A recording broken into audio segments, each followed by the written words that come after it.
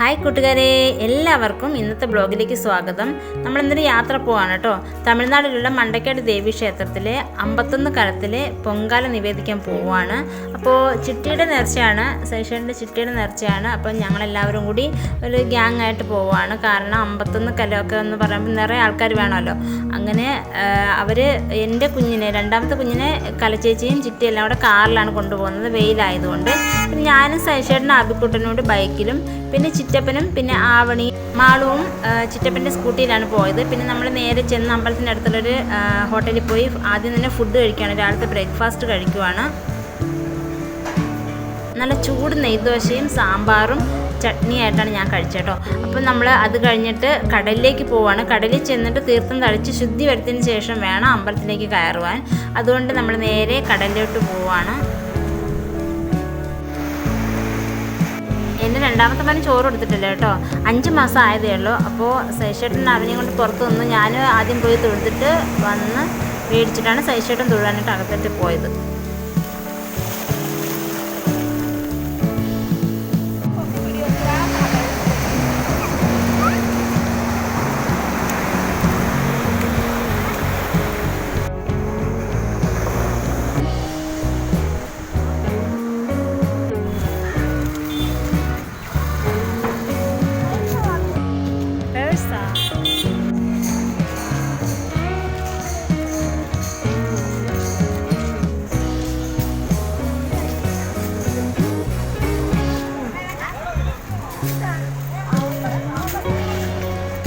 അപ്പോൾ ഫസ്റ്റ് തന്നെ ഞാനും അബിക്കുട്ടനും അമ്പലത്തിൽ തൊഴാനായിട്ട് കയറി. കുഞ്ഞിനെ സൈഷേട്ടൻ എടുത്ത് പുറത്ത് വെക്കുമായിരുന്നു. അത് കഴിഞ്ഞിട്ട് പുറത്ത് വന്നതിന് ശേഷം കുഞ്ഞിനെ ഞാൻ മേടിച്ചു.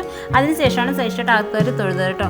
അപ്പോൾ കുഞ്ഞുമായിട്ട് ഞാൻ ഇങ്ങനെ വെളിയിൽ ഇങ്ങനെ കറങ്ങി നടക്കുന്ന സമയത്ത് പുറത്തേക്ക് അമ്പലത്തിന് തൊട്ട് ഫ്രണ്ടിൽ തന്നെ ഒരു ദയനീയമായൊരു കാഴ്ച ഉണ്ട് കേട്ടോ. ഒരു വൃദ്ധയായ സ്ത്രീ ഒരു കുഞ്ഞിനെ, കൈക്കുഞ്ഞിനെ, എൻ്റെ മോൻ്റെ പ്രായമേ ഉള്ള കുഞ്ഞിനെയും കൊണ്ട് ഇങ്ങനെ ഫിഷാട്ടം നടത്തുന്നത് പിന്നെ കണ്ടിട്ട് നല്ല വിഷമം തോന്നി കേട്ടോ. കാരണം ആ കുഞ്ഞ് നല്ല ഉറക്കത്തിലാണ്. ആ സ്ത്രീക്ക് കണ്ണ് കാണാൻ പറ്റത്തില്ല എന്ന് തോന്നുന്നു.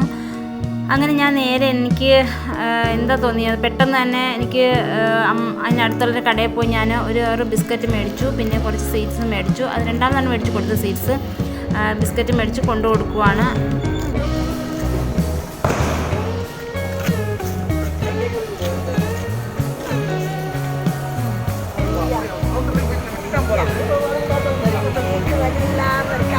അപ്പോഴേക്കും അമ്പലത്തിൽ തൊഴാൻ പോയാലെല്ലാം തിരികെ വന്നു കേട്ടോ.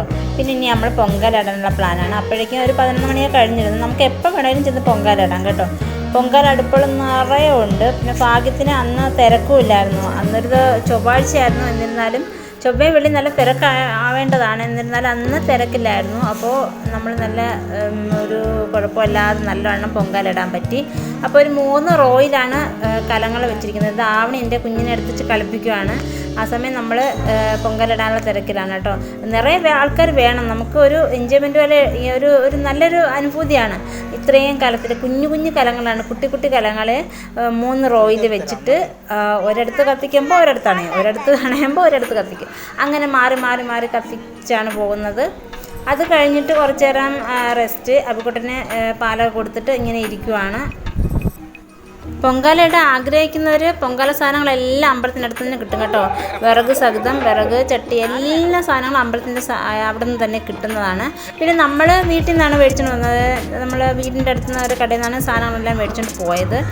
അങ്ങനെ ഞങ്ങൾ പൊങ്കാലയെല്ലാം കഴിഞ്ഞു. നിവേദ്യത്തിനായിട്ട് ഇറക്കി വെച്ചിരിക്കുകയാണ്. അപ്പോഴത്തേക്കും കുറച്ച് കഴിഞ്ഞ് നിവേദ്യം കഴിഞ്ഞിട്ട് ഞങ്ങളിനി വീട്ടിലേക്ക് പോകാനുള്ള പ്ലാനാണ്. അപ്പോഴത്തേക്കും കുറേ ആൾക്കാരൊന്ന് ഓരോരോ കലങ്ങൾ ചോദിച്ചു. അങ്ങനെ കുറച്ച് പേർ കലങ്ങളൊക്കെ കൊടുത്തിട്ട് വേഗം നമ്മൾ തൊഴുതിട്ട് വീട്ടിലേക്ക് പോയി. അപ്പോൾ ഇന്നത്തെ ബ്ലോഗ് ഇവിടെ അവസാനിക്കുകയാണ്. എല്ലാവർക്കും നല്ലൊരു ദിവസം നിർത്തുന്നു. Thank you.